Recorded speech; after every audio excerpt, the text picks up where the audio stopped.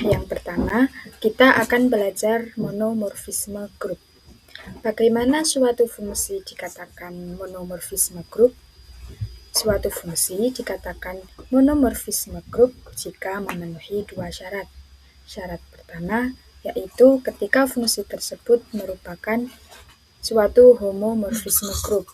Kemudian syarat kedua yaitu ketika fungsi tersebut bersifat injektif.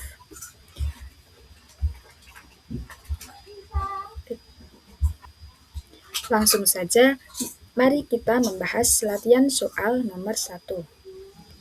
Diketahui grup bilangan bulat Z silang dengan grup bilangan bulat Z dengan operasi penjumlahan dan grup H dengan operasi perkalian, di mana H terdiri atas semua bilangan berbentuk 2 pangkat M dikali 3 pangkat N, dengan M dan N itu merupakan bilangan bulat. Didefinisikan pemetaan beta dari Z silang Z ke H yang memetakan pasangan M dan N menjadi 2 pangkat M dikali 3 pangkat N. Tunjukkan bahwa beta merupakan suatu monomorfisme grup. Ingat langkah pertama, buktikan bahwa fungsi tersebut adalah suatu homomorfisme grup. Misalkan, ambil sembarang pasangan M1, N1, dan pasangan M2, N2 merupakan elemen dari Z silang Z. Karena operasi pada Z silang Z adalah suatu penjumlahan, maka pasangan M1, N1 ditambah pasangan M2, N2 yaitu sama dengan pasangan M1 tambah M2, N1 tambah N2. Beta dari pasangan M1, N1 ditambah pasangan M2, N2 sama dengan beta dari pasangan M1 tambah M2, N1 tambah M2. Sama dengan 2 pangkat M1 tambah M2 dikalikan 3 pangkat N1 tambah N2. Kemudian memperoleh 2 pangkat M1 dikali 2 pangkat dikali 3 pangkat N1 dikali 3 pangkat N2.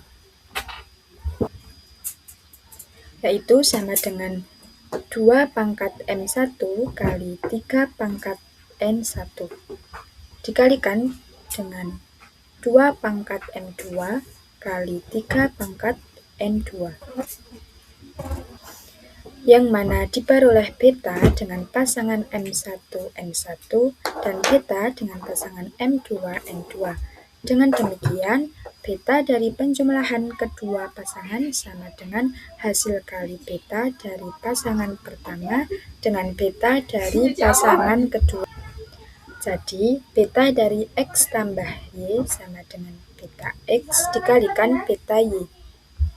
Untuk setiap X dan Y merupakan anggota Z silang Z, sehingga fungsi beta tersebut merupakan suatu homomorfisme grup.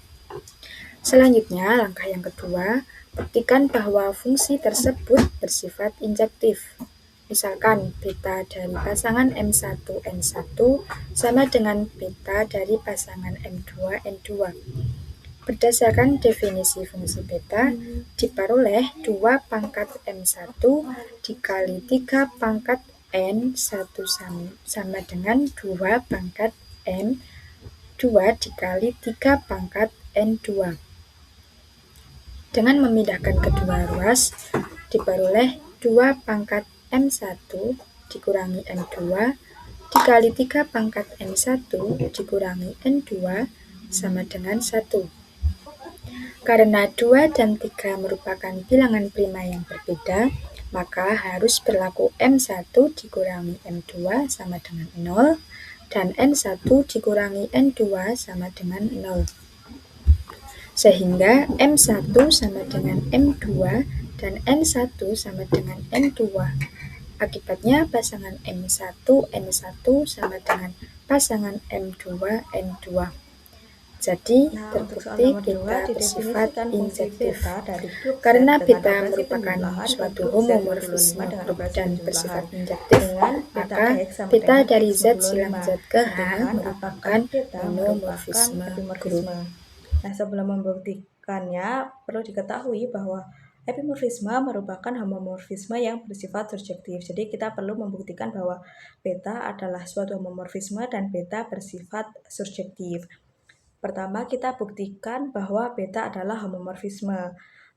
Beta dapat dikatakan homomorfisme jika memenuhi syarat beta dari A tambah B sama dengan beta dari A ditambah beta dari B. Nah, ambil sembarang bilangan bulat A dan B. Berdasarkan definisi fungsi, beta dari A tambah B adalah sisa pembagian A tambah B oleh 5, yaitu A tambah B modulo 5. Sedangkan beta dari A adalah A modulo 5 dan beta dari B adalah B modulo 5. Jika keduanya dijumlahkan, diperoleh A modulo 5 ditambah B modulo 5, kemudian hasilnya di modulo 5 lagi. Dari sifat operasi modulo, menjumlahkan dua bilangan terlebih dahulu, lalu dimodulokan dengan 5 akan menghasilkan nilai yang sama dengan memodulokan masing-masing bilangan terlebih dahulu, kemudian menjumlahkannya. Oleh karena itu, beta dari A tambah B sama dengan beta dari A ditambah beta dari B. Maka dengan demikian, beta ini terbukti suatu homomorfisme. Nah, selanjutnya kita perlu membuktikan bahwa beta ini bersifat surjektif. Kodomain dari fungsi ini itu adalah Z modulo 5 yang elemennya terdiri dari 0, 1, 2, 3, dan 4. Kita perhatikan bahwa beta dari 0 sama dengan 0, beta dari 1 sama dengan 1, beta dari 2 sama dengan 2, dan beta dari 3 sama dengan 3, serta beta dari 4 sama dengan 4. Artinya, setiap elemen pada Z5 ini memiliki pasangan dari Z. Dengan kata lain, semua elemen kodomain dapat dicapai oleh fungsi beta. Jadi, dapat disimpulkan bahwa beta ini bersifat surjektif. Karena beta ini telah terbukti suatu homomorfisme dan bersifat surjektif, maka dapat disimpulkan bahwa beta ini merupakan suatu epimorfisme.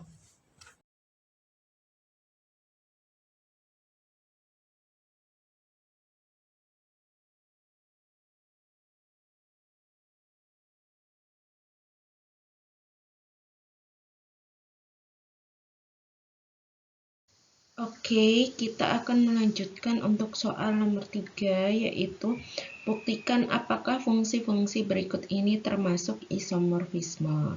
Yang pertama A, buktikan bahwa Pi dari Z100 memetakan Z100 dengan rumus Pi A sama dengan 3A untuk setiap elemen A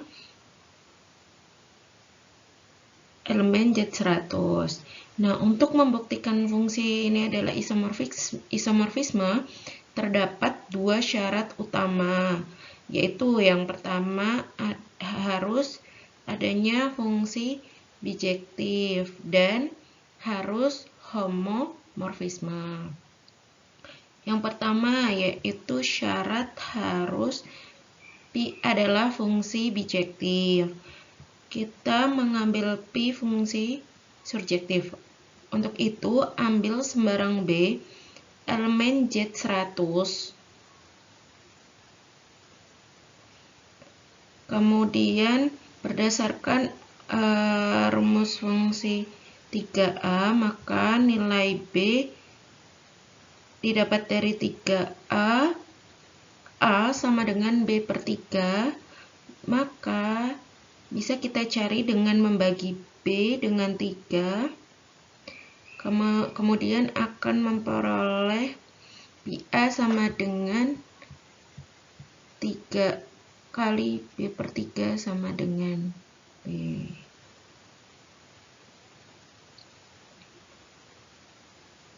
Jadi, untuk sifat bijektif surjektif ini terpenuhi. Kemudian kita akan membuktikan apakah fungsi tersebut homomorfisme. Nah, uji apakah fungsi ini termasuk operasi penjumlahan. Kita masukkan inputnya yaitu Pi A plus B sama dengan Pi A ditambah Pi B dengan perkalian distributif, maka nilainya akan sama dengan 3A ditambah B. Dengan sifat distributif juga kita akan jabarkan menjadi 3A ditambah 3B. Nah, karena 3A adalah Pi A dan 3B adalah Pi B, maka bentuknya kita dapat bisa menjadi Pi A plus Pi B. Maka terbukti bahwa Pi adalah suatu homomorfisme. Karena Pi Z100 memetakan Z100 dengan Pi A sama dengan 3A memenuhi dua syarat isomorfisme, yaitu memenuhi Pi adalah fungsi bijektif dengan surjektif dan Pi adalah suatu homomorfisme, maka terbukti bahwa Pi ini adalah isomorfisme. Untuk soal selanjutnya yaitu bagian B. Fungsi beta memetakan grup Z8 ke Z8 dengan rumus Bx sama dengan X kuadrat. Untuk setiap A adalah elemen Z8. Nah, untuk membuktikan bahwa dia termasuk isomorfisme, maka harus memenuhi dua syarat, yaitu termasuk fungsi bijektif dan termasuk homomorfisme. Nah, sebelum menguji fungsinya, kita harus tahu terlebih dahulu siapa anggota dari Z8. Anggota dari Z8 yaitu berisi bilangan yang relatif prima dengan 8, yaitu ada 1, 3, 5, dan 7.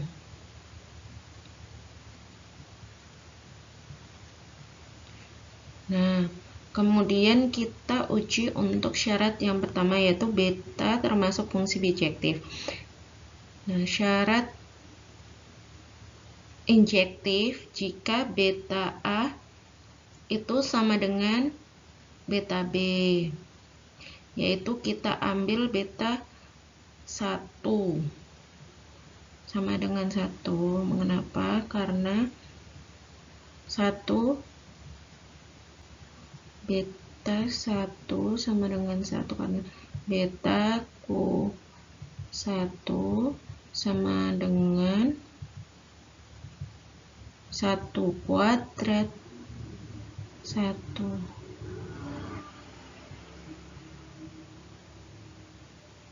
Satu kuadrat sama dengan 1. Kemudian beta dari 3 sama dengan 1 karena 3 kuadrat sama dengan 9 dan kita berada di modulo 8, maka 9 itu kongruen dengan 1. Kemudian karena B dari 1 dan B dari 3 tidak sama, jelas-jelas berbeda, tetapi 1 tidak sama dengan 3. Meskipun sudah dimasukkan ke fungsi beta hasil pertamanya sama-sama bernilai 1, namun fungsi beta bukan merupakan fungsi bijektif. Bukan fungsi injektif. Seharusnya setelah kita lihat bahwa fungsi beta ini tidak termasuk fungsi bijektif, maka sudah bisa dibuat kesimpulan bahwa fungsi beta ini tidak terbukti bahwa termasuk isomorfisme.